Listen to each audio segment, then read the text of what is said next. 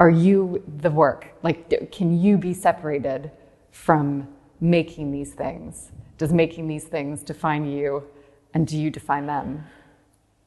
Well, I don't know how I'd survive if I wasn't making things, because I've always made things. I was teaching full-time for 30 years. I was still making things like... And as a kid, weren't you a poet? Didn't you win some poetry poetry thing? Oh yeah, I won a prize. I won the Young Observer Poetry Prize. It's a very cool picture of me with a fabulous afro polo neck jumper, age 13, looking really fabulous. But yeah, no, I couldn't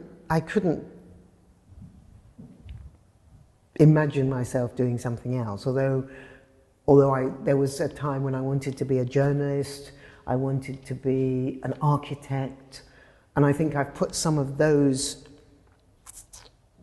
desires to work in that way into the work.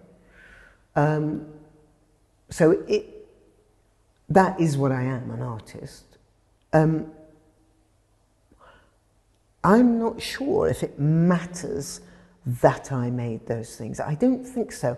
I think I imagine the things. Nobody really asked me this question before, so I think the things that I make them so that they exist on their own to do their thing in the world.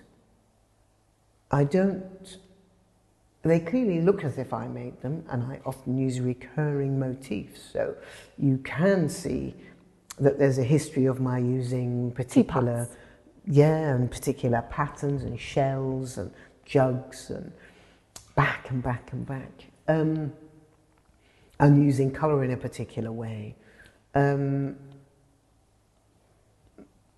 So I think I can be separated because I think the work is made to have its own energy that doesn't really rely on being recognised as mine. I can see that it is recognised as mine, but it's not ever made so it looks like mine.